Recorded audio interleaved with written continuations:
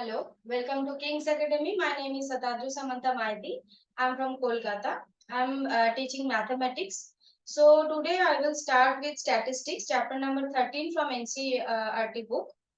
तो पहले हम लोग ऑलरेडी स्टडी कर लिए. We have already studied in statistics that pictorial representation of a data and also tabular representation of a data. We already we have done. Okay, students have done already. After this, we understand how to make the averages in previous classes. Also in lower grades, also you learn how to make average of a data. So this was in your mathematics syllabus.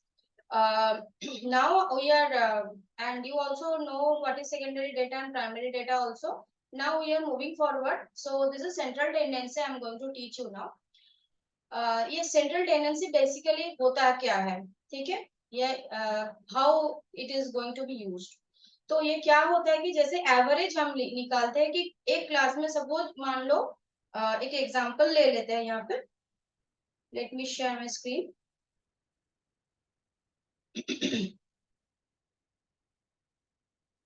मान लो यहाँ पर example देते हैं.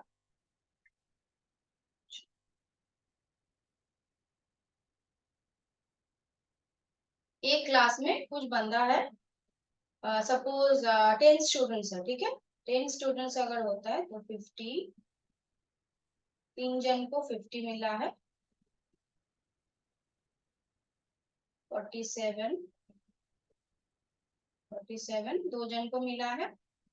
और suppose 30 मिला है out of 50, 3 जन को मिला है. तो कितना हो गया स्टूडेंट्स नंबर? 1 2 3 4 5 6 7 8. 1 2 3 4 5 6 7 8 और 2 लगेगा और 2 मार्क्स लगेगा यहाँ पर. जैसे सपोज 29. तो अब देखो यहाँ पर 10 स्टूडेंट्स का मार्क्स. सपोज एक क्लास में बहुत छोटा डिजिट हमने लिया है, 10 स्टूडेंट्स है, उनका मैथ्स में ऐसे ऐसे मार्क्स आया है, ठीक है. तो 50 3 जन को मिला है, 3 जन फुल मार्क्स 3 जन को मिला है, ठीक है. अच्छा लगता है ना मैथ्स में फुल मार्क्स लाने से. तो हम एवरेज कैसे निकालते हैं? ट्रेडिशनल सिस्टम क्या था जो एकदम लोअर ग्रेड्स में किए थे, तो उसमें क्या करते थे हम लोग कि टोटल कर देते थे सबका, पूरा जो मार्क्स है सबका उसका टोटल कर लेंगे. 30, अच्छा 47 पहले था, कोई बात नहीं.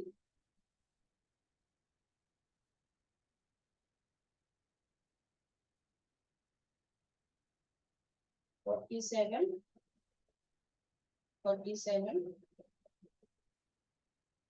Plus 29 plus 20.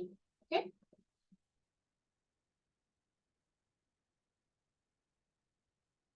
ठीक है. अब इसका टोटल निकालते हैं. निकालने के बाद डिवाइडेड बाय क्या करते हैं? Number of students. तो ये आ गया. हम कैलकुलेशन नहीं कर रहे, ये इसका जरूरत नहीं है, जस्ट शोइंग दैट कि ऐसे हम लोग निकाल रहे थे, ठीक है. अब ये तो सिंपल एवरेज जो हमने लोअर ग्रेड्स में किया ऐसे, पर लोअर ग्रेड्स में और एक चीज हम लोग लर्न किए थे जिसको हम उस टाइम उतना मतलब खाली मल्टीप्लिकेशन के तरीके से यूज करते हैं कि बार बार एक चीज अगर रहता है तो उसको जस्ट मल्टीप्लाई कर देते हैं ना. बार बार एडिशन करने का मतलब ये है मल्टीप्लिकेशन करना. यहाँ पर 3 है, 3 जन को मिला है. अच्छा 47 कितने जन को मिला है? 2 जन को. 30 कितने जन को मिला है? 3 जन को. 29 कितने जन को मिला है? 2 जन को. टोटल 10 हो गया. और ये जो टोटल मार्क्स है, ठीक है, इसको टोटल करेंगे तो टोटल नहीं आएगा हमारा, क्योंकि 3 जन को मिला है, ये 2 जन को मिला, ये 3 जन को मिला, ये 2 जन को, ऐसा है. तो ऐसे लेंदी प्रोसेस से एडिशन ना करके हम क्या करेंगे? 50 इंटू 3 प्लस 47 इंटू 2. ये तुम लोगों को समझ में आ रहा है? ओके, बहुत ही इजी है ये. प्लस ऐसा एग्जाम में नहीं आएगा इतना इजी, तुम्हारा क्लास 10 में हो आप लोग, जस्ट बिगिनिंग है, सॉरी बिगिनिंग है, इसलिए आपको ये दिखा रहे. तो ऐसे हम क्या करेंगे? जस्ट मल्टीप्लाई करेंगे, उसके साथ ये कर लेते हैं. तो ये थोड़ा क्लमजी हो गया इधर. समझने के लिए किया है। तो अभी देखो इसका टोटल निकल जाएगा, ये जो टोटल आएगा ये भी तो सेम ही आएगा ना, क्योंकि इसको तो मल्टीप्लाई किया। स्टैटिस्टिक्स के भाषा में इसको क्या बोलते हैं? फ्रीक्वेंसी। फ्रीक्वेंसी का मतलब क्या है? How many times observation is occurring. ये 50 कितनी बार ऑकर किया है? 3 बार ऑकर किया है। 3 जन को मिला है मतलब 3 बार ऑकर किया है। तो इस तरीके से हम निकालते हैं, और इसका शॉर्ट इसको नोटेशन है एफ, ठीक है। तो 50 का फ्रीक्वेंसी 3 है, 47 का ऐसे करके इसका फ्रीक्वेंसी है। फ्रीक्वेंसी के साथ जो ऑब्जर्वेशन है उसको मल्टीप्लाई करके हम कर रहे हैं। तो इस तरीके से जो निकालते हैं ये एवरेज है। उसके साथ साथ इसको और क्या बोला जा सकता है? जो सेंट्रल टेंडेंसी का फर्स्ट जो टॉपिक है उसमें है मीन, ठीक है। सिंपल मीन और सिंपल एवरेज इसी तरीके से हम निकाल सकते हैं। ओके, तो ये थोड़ा बहुत समझ में आ गया। ऑलरेडी ये आप लोग कर भी चुके हो लोअर ग्रेड्स में, कुछ खास नया भी नहीं है, पर इंट्रोड्यूस करने के लिए हमने ये किया। तो अभी ये सिंपल मीन और एवरेज है, इसका मतलब पूरा जो क्लास है उसका क्लास का हम एवरेज मार्क्स, क्लास का स्टेटस क्या है, किस तरीके का क्लास में पढ़ाई चल रहा है, वो समझने के लिए क्या किया, हम एवरेज को निकाले, ठीक है। और क्या रहता है सेंट्रल टेंडेंसी में?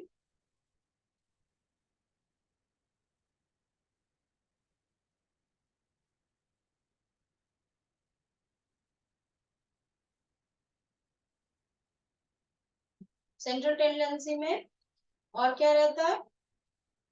एक नंबर हो गया मीन, दूसरा है मीडियन, और थर्ड क्या है? मोड।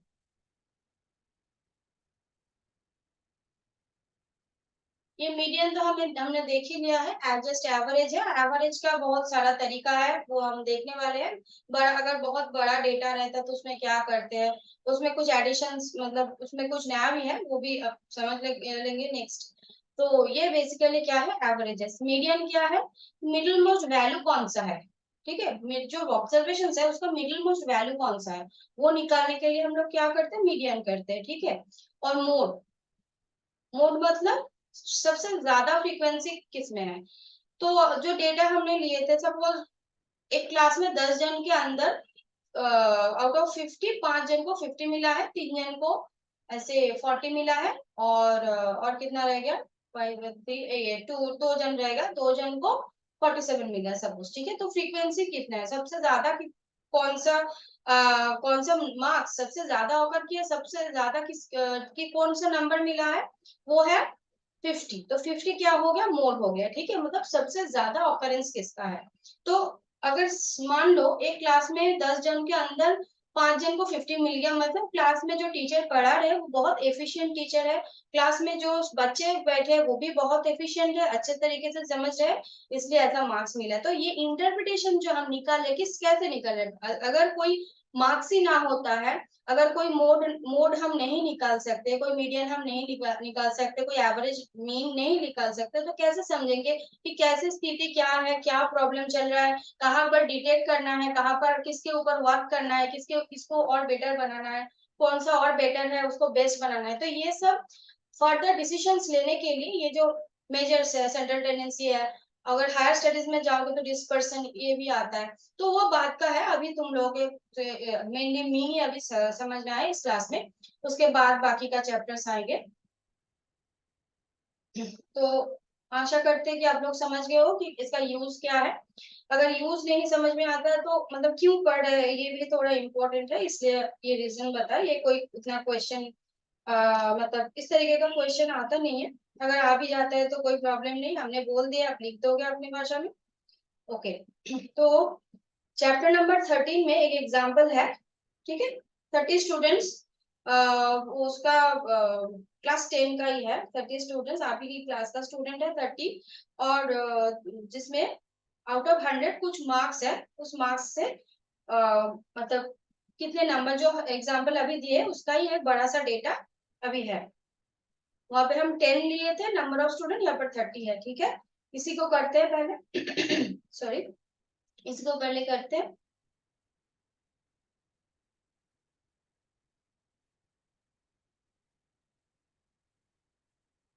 इसमें टाइप करना पड़ेगा, just a second.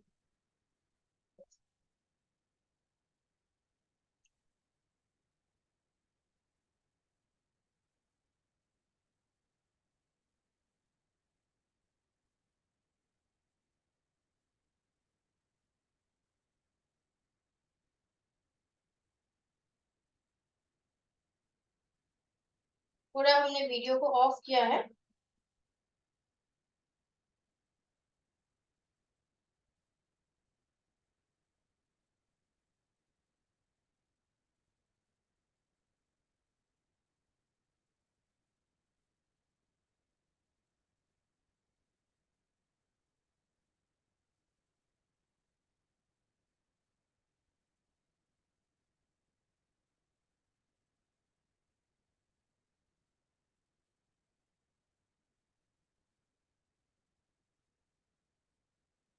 Marks obtained और नंबर ऑफ स्टूडेंट्स, ठीक है।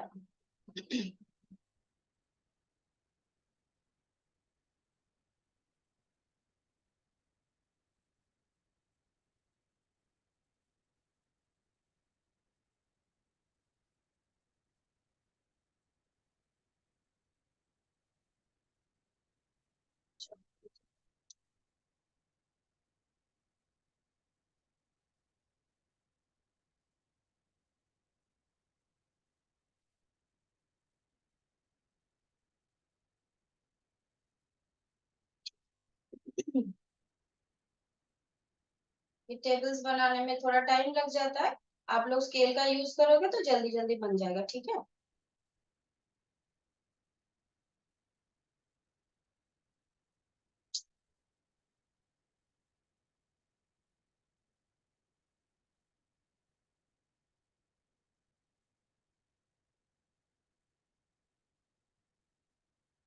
तो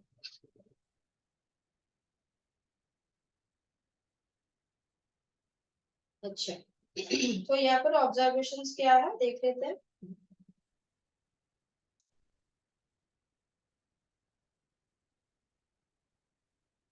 20, 36।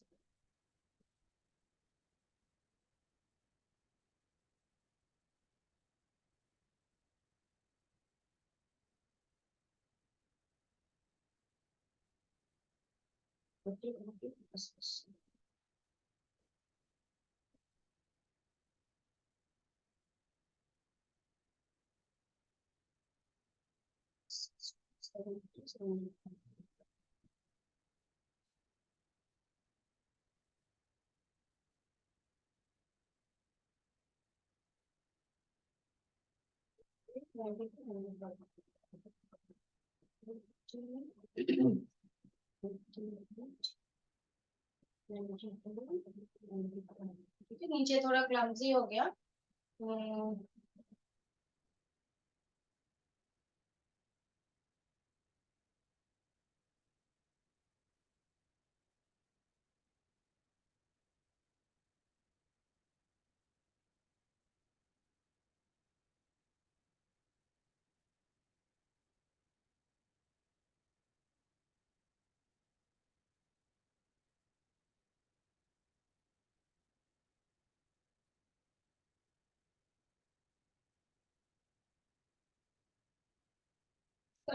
10 कितने जन को मिला है? एक जन को मिला है। 20 भी एक जन को मिला है। उसके बाद 3, 4, 3, 3, 4, 3, उसके बाद 2 और 2, 4, 1, 72 का 1,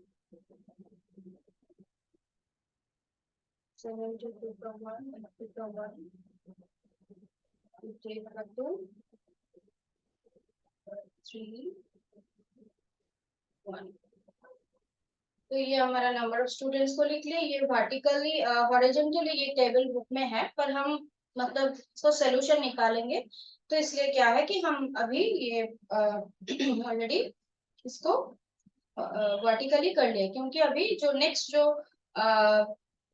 मतलब कॉलम्स है उसको बनाना है, तो फिर से वो नहीं लिखा हमने, मतलब वर्टिकल टेबल हम नहीं बनाए, क्योंकि उससे स्पेस भी लगेगा और टाइम भी जाता है, तो इसलिए डायरेक्टली मतलब जो आपको क्वेश्चन में जो बनाना है, आंसर में जो बनाना है वही कर रहे हैं, ठीक है।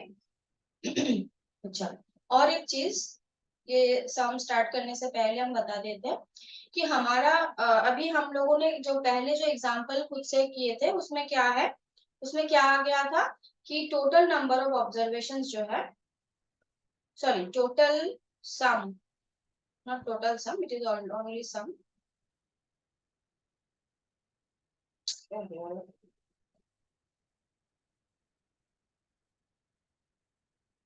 जो ठीक से फिर से बना लेंगे, छोड़ो।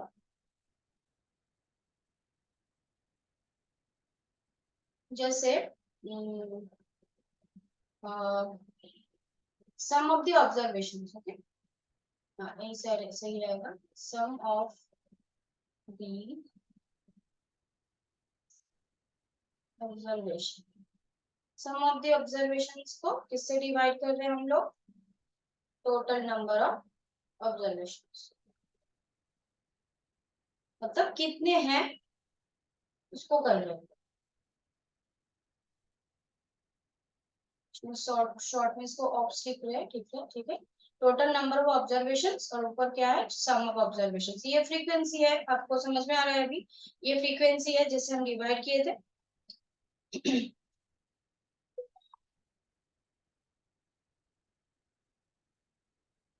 ठीक है, अब ये क्या है? ये हमारा मीन या एवरेज जो है, मीन लिखते हैं यहाँ पे स्टैटिस्टिक्स में, मीन है ये।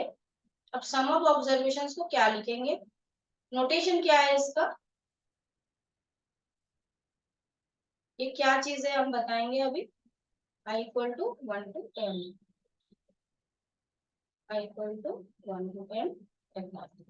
ठीक है, अभी ये i क्या है? f तो क्या है बताइए? i क्या है पहले ये समझ लो। i का मतलब है i इज इक्वल टू 1 2 3, ठीक है, up to n, 1 to n। ठीक है, इस ये है i का मतलब xi, x1 का एक वैल्यू होगा, x2 एक वैल्यू होगा, x3 एक वैल्यू होगा, ऐसे करते करते xn तक एक वैल्यू होगा। ठीक है, तो i मतलब i to 1, i equal to 1 to n, 1 to n। अब फ्रीक्वेंसी है, वो भी फ्रीक्वेंसी आई मतलब f1 का एक वैल्यू होगा, f2 का एक वैल्यू होगा। तो अभी तो हम जस्ट जनरलाइज एक फॉर्मूला निकाल रहे हैं, तो इसलिए क्या है कि जनरलाइज करने के लिए आई का वैल्यू तो हमें नहीं पता। ठीक है, कि 10 वैल्यूज है कि 8 वैल्यूज है कि 100 वैल्यूज है, ये तो नहीं पता। मतलब नॉर्मल अभी मतलब जो सम सम जो रहेगा, क्वेश्चन जो रहेगा उसमें रहेगा, पर जनरलाइज एक फॉर्मूला तो निकालना है ना सब कुछ का। तो ये है वो फॉर्मूला। और ये जो साइन है, ये ग्रीक एक साइन है, इसको बोलते हैं ग्रीक जो है वो सम होता है, सम जो टोटल है सिग्मा। तो समेशन बोल सकते हैं हम लोग, तो समेशन करते हैं पूरा इसका। तो xi का मतलब क्या हो गया? x1 f1 plus x2 f2 plus up to xn, sorry x नीचे लिखते हैं, ठीक है, xn fn, ऐसे करके हम लिख सकते हैं। अप टू xn fn तक हम क्या करेंगे? फ्रीक्वेंसी के साथ जो ऑब्जर्वेशन है उसको मल्टीप्लाई करेंगे, फिर ऐड कर देंगे सबको, टोटल कर देंगे। टोटल करने के बाद वो क्या आएगा? पूरा टोटल में आ जाएगा, और उसको डिवाइड कर देंगे टोटल नंबर ऑफ ऑब्जर्वेशन से।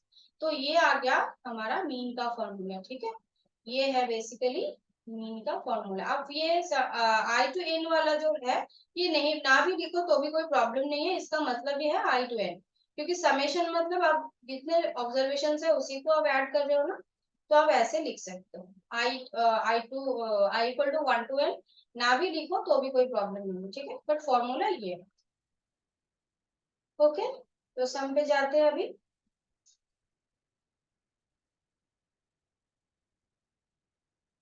ओहो, ये भी चला गया। ये व्हाइट बोर्ड में थोड़ा प्रॉब्लम होता है, कोई बात नहीं।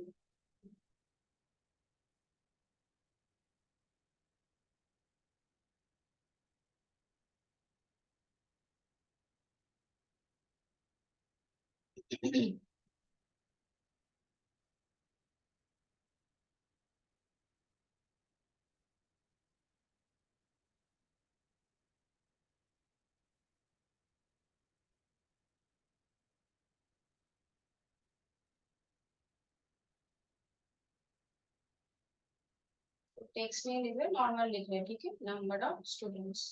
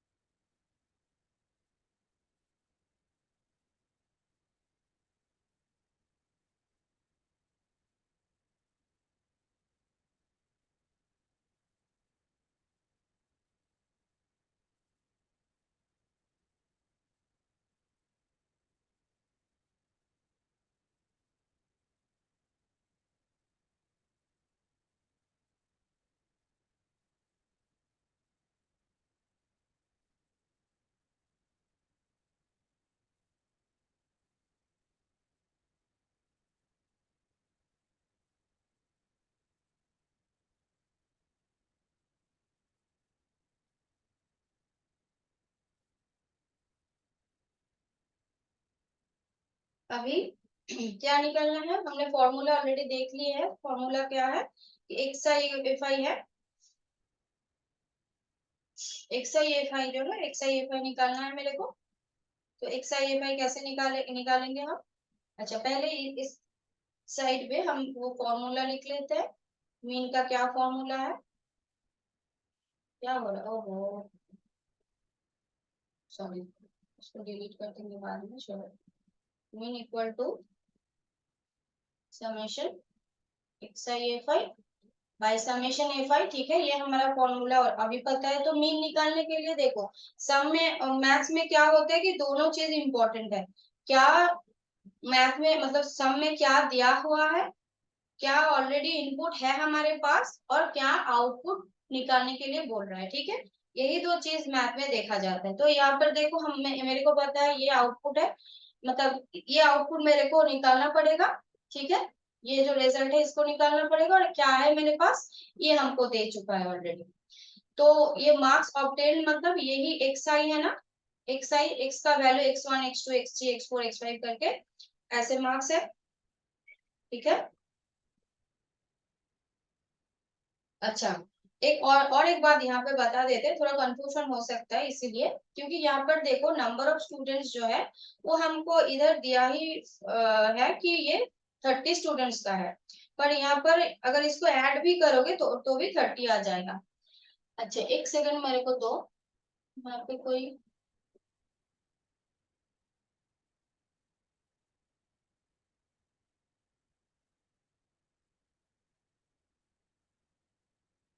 अच्छा कैसे कर सकते।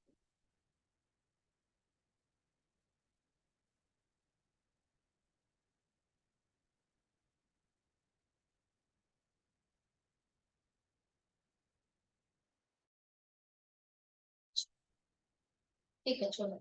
अभी देखो यहाँ पर हम क्या निकालना पड़ेगा। अच्छा, नंबर ऑफ स्टूडेंट्स का मतलब क्या है, ये है एफ आई। ठीक है, ये एफ आई है, और क्या निकालना पड़ेगा मेरे को, x i f I. X i f I 10 into one क्या होगा, 10 होगा। 20 इंटू वन भी 20 होगा। 36 इंटू थ्री 8, 108। उसके बाद क्या है, 40 है, 160 होगा।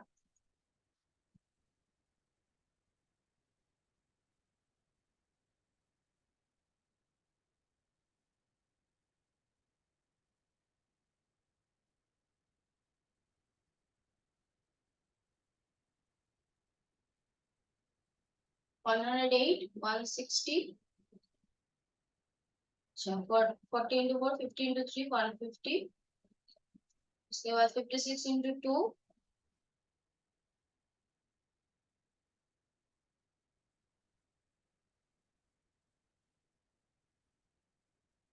11, 112, 240।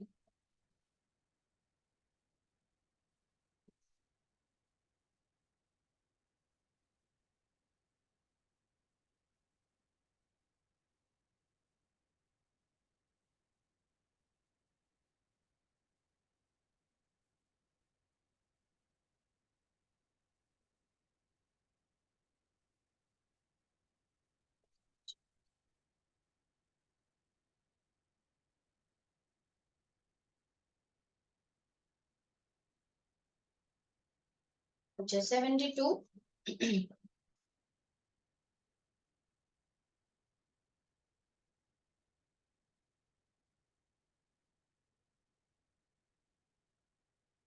18 टू 1।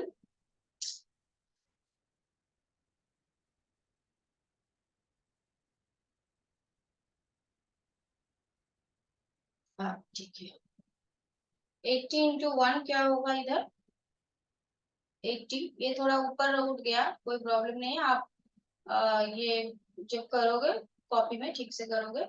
88 इंटू टू 176 होगा। उसके बाद 92 इंटू थ्री 276 होगा। 95 into 1, ये हाईएस्ट मार्क्स है 95।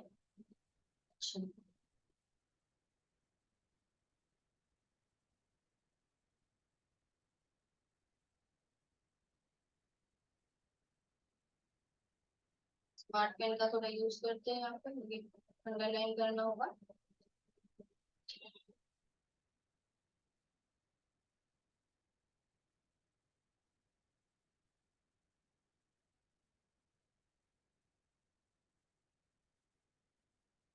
अब देखो ये टोटल है, टोटल हमको ऑलरेडी पता है, समेशन एफ आई जो है, ये समेशन एफ आई का कॉलम है।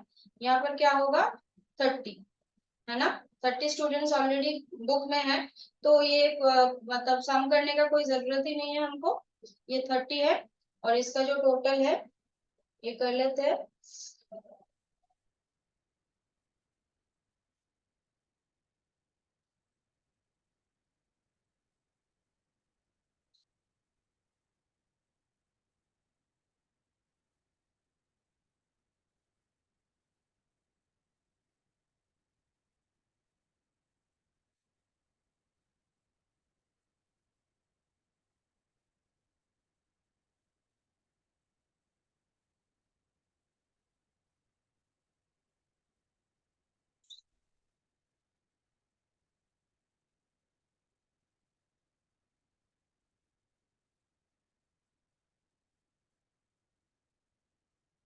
तो हमको सब कुछ मिल गया, बहुत इजी हो गया। अभी तो मीन क्या है, फिर फॉर्मूला नहीं लिख रहे, आप देख रहे हो यहाँ पर फॉर्मूला रेडी है।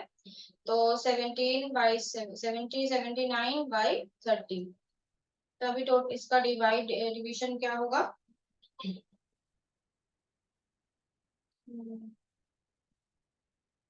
6 तो नीचे क्या है 5,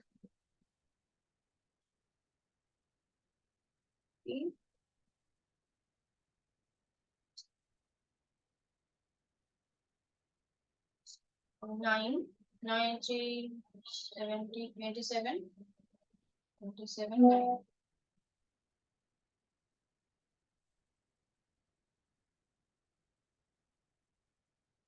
59.3, ये आ गया हमारा आंसर, ठीक है। ये हमारा आंसर। तो ये सिंपल एक मेथड है जहां पर हम लोग क्या कर रहे हैं कि जो नॉर्मल एवरेज का जो नियम है उससे कर रहे हैं, ठीक है। अभी ये डेटा क्या है, अनग्रुप्ड है, मतलब 10 एक जन को मिला, 20 एक जन को मिला, ऐसे हम लोग ने किए हैं, ठीक है। अब क्या है कि अगर इसको ग्रुप कर लेते, ग्रुप क्यों करेंगे, क्योंकि अगर इससे बड़ा अगर डेटा रहता है, इससे बड़ा अगर डेटा रहता है, यहाँ पर एक बात है, in most of our real life situations, data are usually so large that to make a meaningful study to need to be condensed as group data। मतलब इतना बड़ा डेटा रहता है, सपोज हमारा कंट्री का पॉपुलेशन लेके अगर कोई काम होगा तो उसमें, ये तो बहुत ही बड़ा हमने बोल दिया, बट उससे भी अगर छोटा एक स्टेट में सपोज आप लोग बोर्ड एग्जाम दे रहे हो, ठीक है, कोई डेटा उससे निकालना है, कोई इंटरप्रिटेशन निकालना है, तो वो कितना बड़ा नंबर हो जाता है। तो ये सबके लिए लेना होगा, ग्रुप डेटा लेना पड़ेगा। तो ग्रुप डेटा क्या है, और क्या बोल रहा है कि so we need to convert them into ungroup data into group data, group data में इसको कन्वर्ट करना है, और मेथड, डिफरेंट मेथड से मीन को निकालना है। तो अनग्रुप डेटा ये जो है, इसी एग्जांपल को क्या किया है कि क्या किया गया है कि ये अनग्रुप से ग्रुप डेटा में कन्वर्ट होने वाला है, ठीक है। तो कैसे करेंगे हम इसको,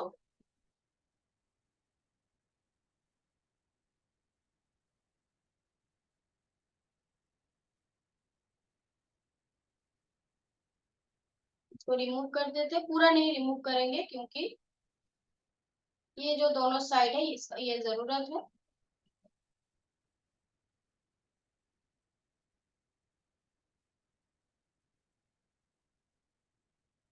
ये XIFI बदल जाएगा, ठीक है, इसीलिए इसको डिलीट कर रहे हैं, बाकी ये सब सेम रहेगा। छोड़ो।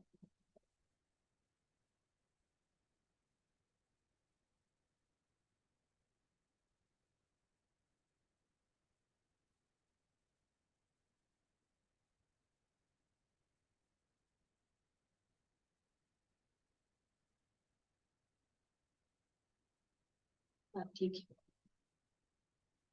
अच्छा, अभी इसको ग्रुप में कन्वर्ट करेंगे, सही है ना, क्योंकि अनग्रुप्ड है। ग्रुप में कन्वर्ट कैसे करना है ये समझना पड़ेगा पहले। अच्छा, ग्रुप आप किसी भी तरीके से ले सकते हो, यहाँ पर आपको 100, 0 to 100 आप ले सकते हो, ठीक है। तो पहले 0 to 10 तो कोई वैल्यूज नहीं है, तो 0 to 10 को इग्नोर ही कर रहे हैं। तो 15 डिफरेंस ले रहे हैं इसको, ठीक है। तो भी ग्रुप बनाएंगे।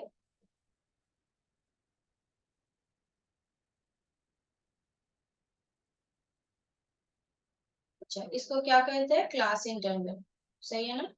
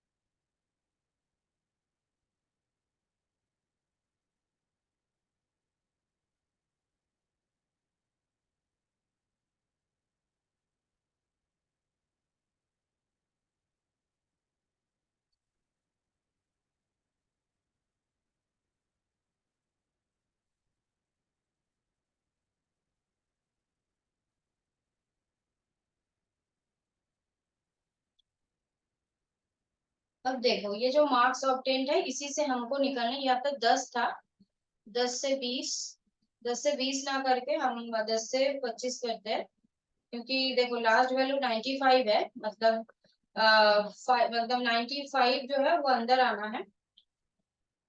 10 लेने से भी हो जाता है, पर वो थोड़ा बड़ा हो जाता है, कुछ कुछ जगह डिफरेंस भी कम है, कुछ कुछ जगह ज्यादा है।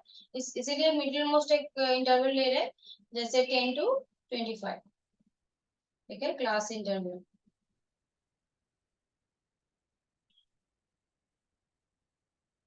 इसको क्या बोलते हैं, क्लास इंटरवल।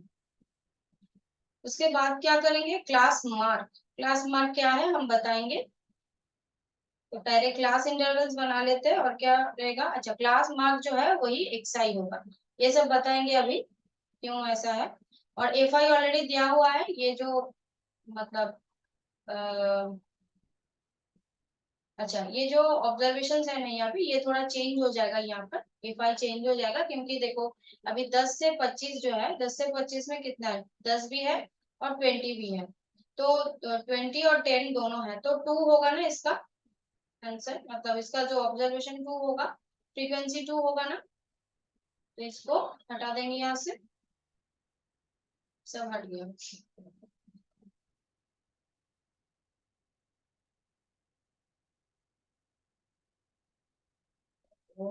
सॉरी।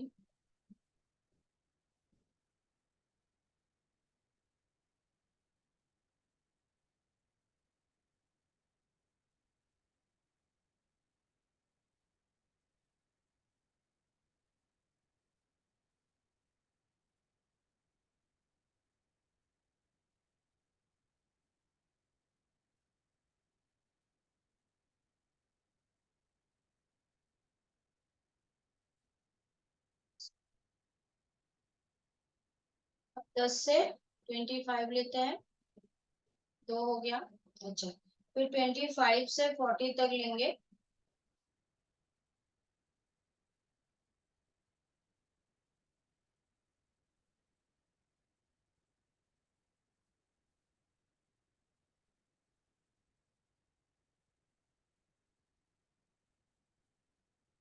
25 से 40 तक लेंगे, 40 से फिर 55 तक लेंगे, 55 से 70, 70 से 85, 85 से there must be a question in your mind कि ऐसा क्यों कर रहे हैं कि 20, यहाँ पर तो देखो 10 20 ऐसे अलग अलग वैल्यू है, 10 से 25, 26 से 40 ऐसे क्यों क्यों हमने नहीं किए, ठीक है, 25 से 41, 26 से 41 क्यों नहीं किए।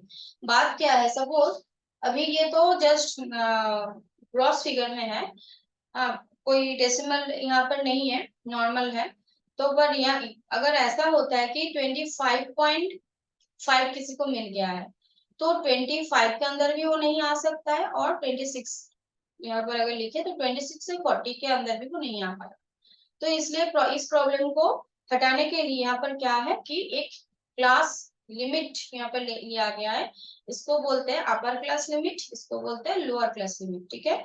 ये दोनों क्लास लिमिट ऐसे होगा कि जो फर्स्ट जो क्लास है, ठीक है, जैसे यहाँ पर फर्स्ट कौन सा है, 10 टू, फर्स्ट इंटरवल कौन सा है, 10 टू 25, अभी 10 यहाँ इस क्लास में क्या है, 10 अपर लिमिट, 25 लोअर लिमिट है, लोअर क्लास बाउंड्री है।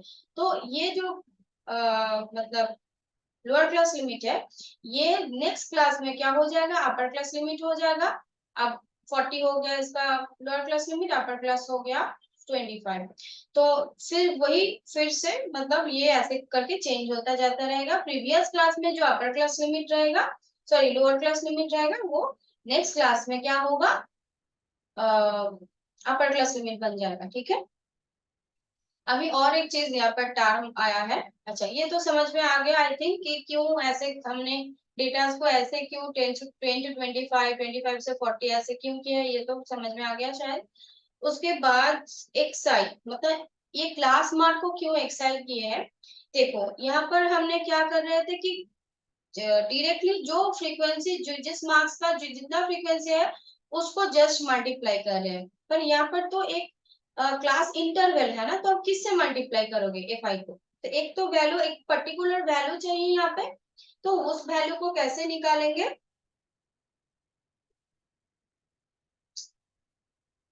उस वैल्यू को कैसे निकालेंगे, क्लास मार्क, ठीक है, ये एक नया टर्म आया है, क्लास मार्क, मार्क्स नहीं मार्क होगा sir, class mark, class mark क्या है, अच्छा ये स्पेस थोड़ा कम पड़ जाएगा लिखने में,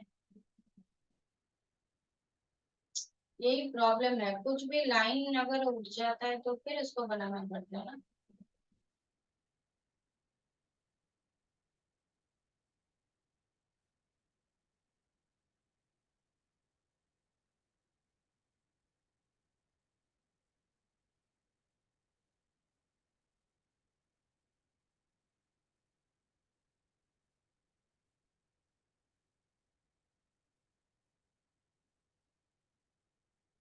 अभी लिखते हैं अभी क्या लिखेंगे, क्लास मार्क, ठीक है, क्लास मार्क, ये क्या होगा,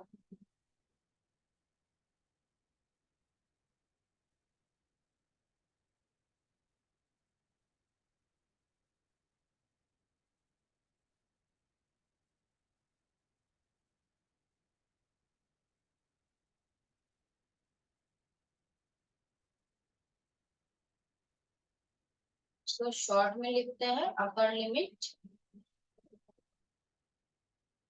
प्लस लोअर लिमिट,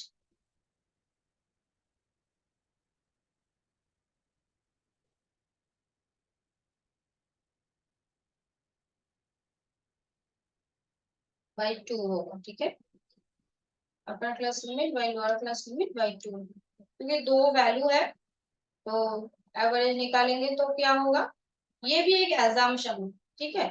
तो ये हो गया हमारा क्लास लिमिट, तो यहाँ पर देखो 10 to 25 मतलब 10 प्लस 25 इक्वल बाई 2, ठीक है, 35/2 मतलब क्या आ गया 17.5। तो क्लास मार्क क्या होगा फर्स्ट क्लास के लिए 17.5।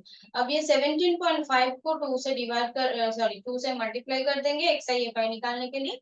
17 इंटू 2 35, तो 35 होगा, 35 आ गया। तो ऐसे क्या करना पड़ेगा कि एवरी क्लास चाहिए, हट गया यहाँ से।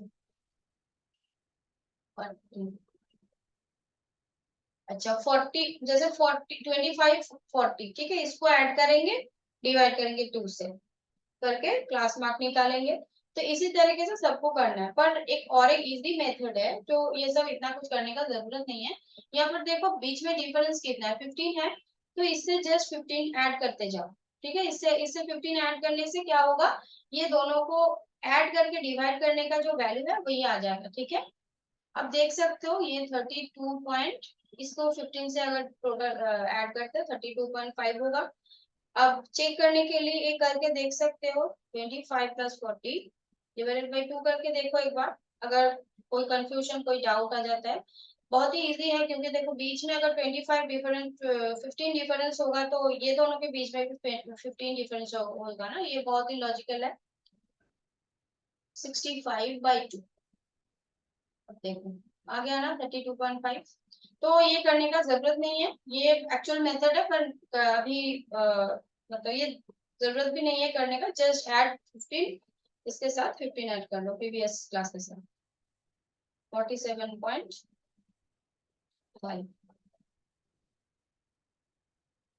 फिर 62.5 77.5 92.5 ये आ गया। अभी अभी क्या करना पड़ेगा, अच्छा अभी देखो क्वेश्चन में क्या है।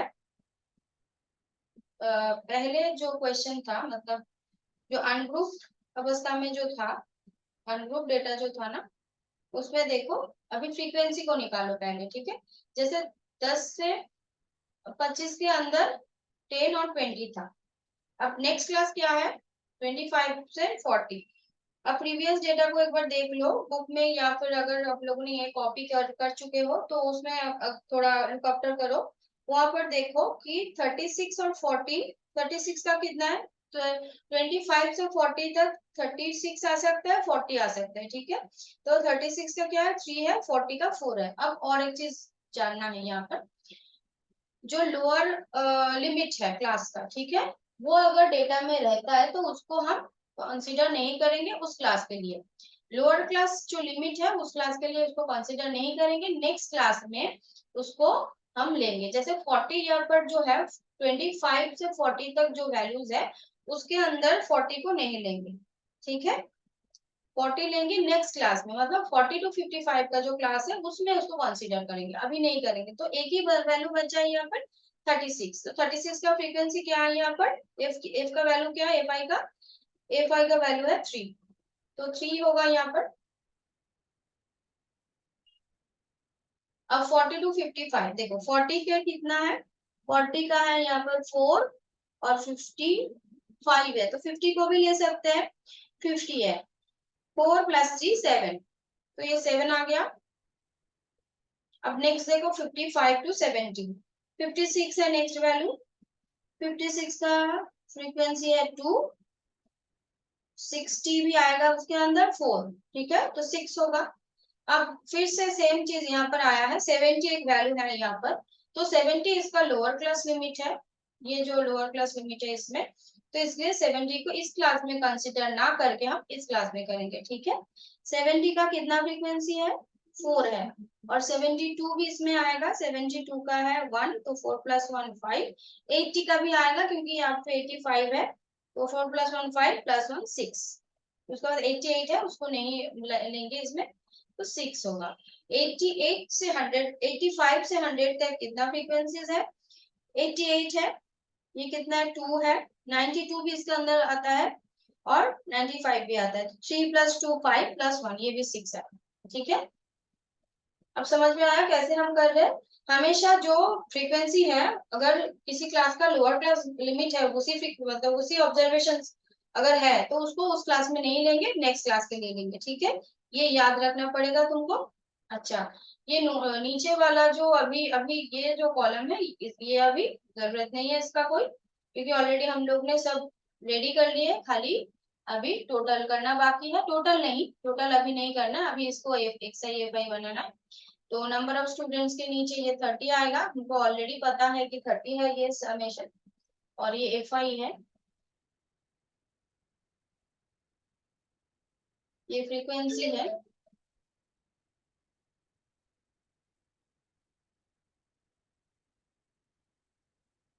ये फ्रीक्वेंसी है, एक्सआई एफआई निकालना पड़ेगा।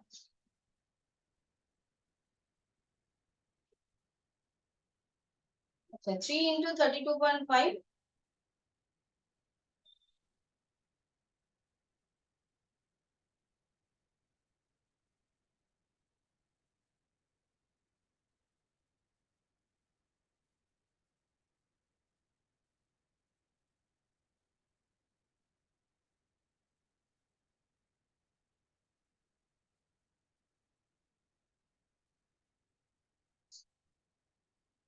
जस्ट मल्टीप्लाई करना है इसके साथ इसको। 7 5 35, 3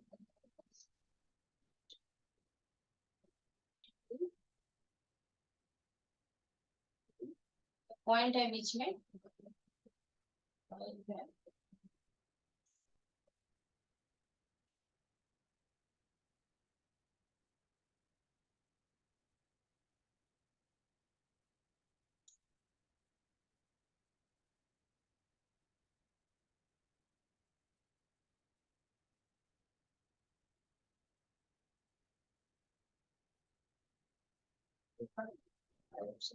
30 जीरो आ जाएगा।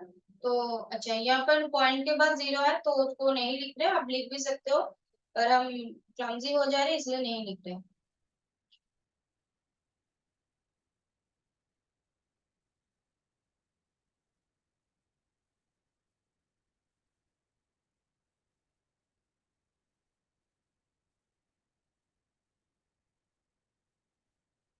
सेम 30 जीरो आएगा, इसलिए नहीं लिख रहे।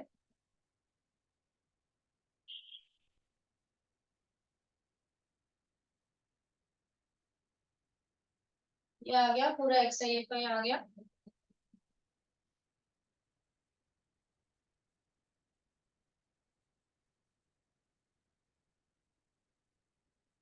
वन 6 6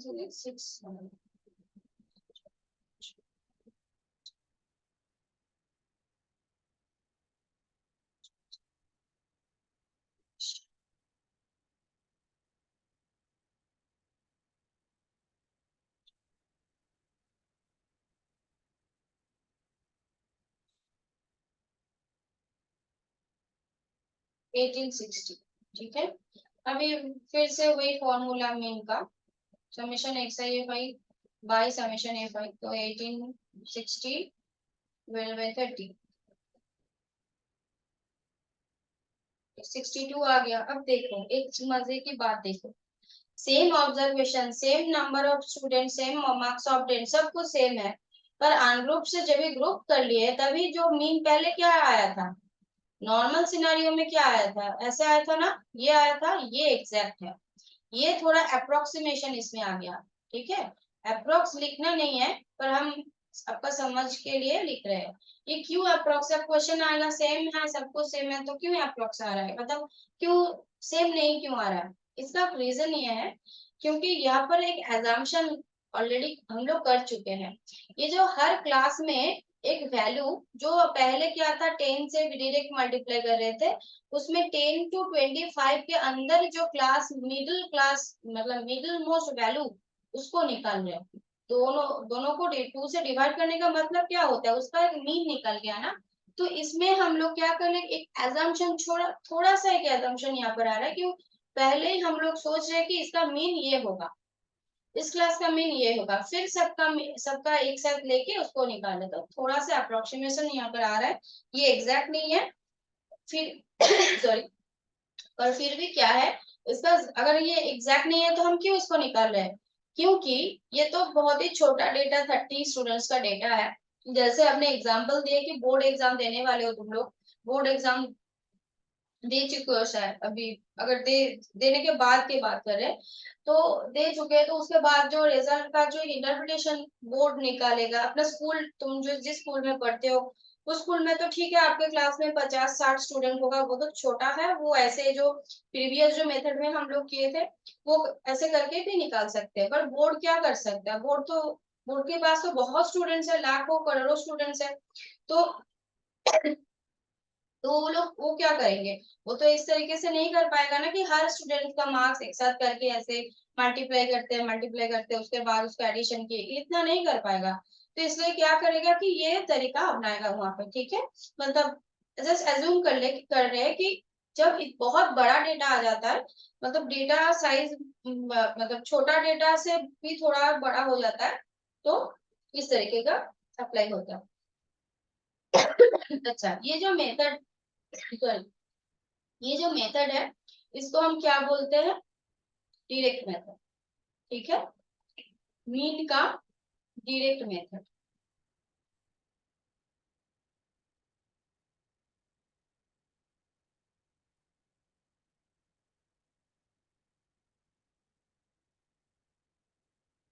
क्वेश्चन में ऐसा आएगा कि इसका डायरेक्ट मेथड से अब निकालो मीन, ऐसे आ सकता है, ठीक है।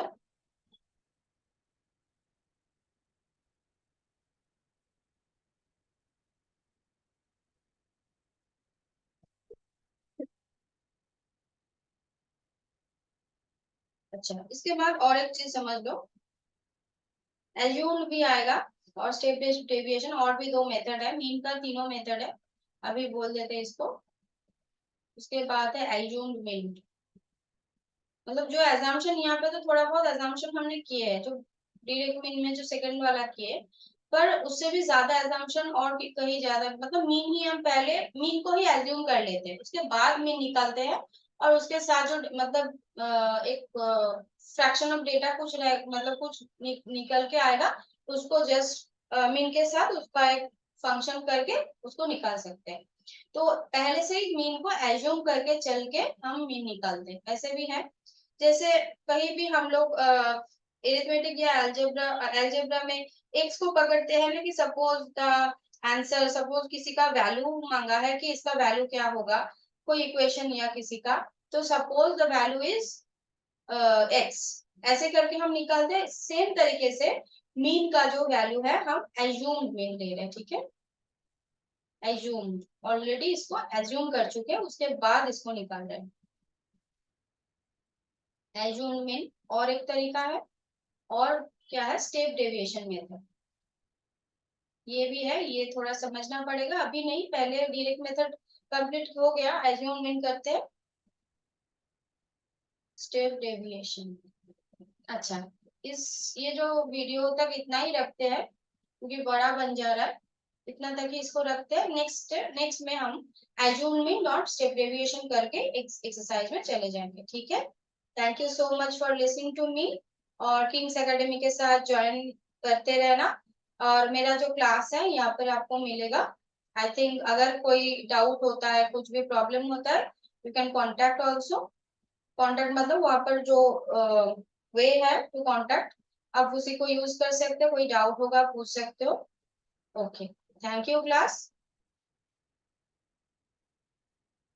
Thank you so much, and join again with me in King's Academy. Thank you.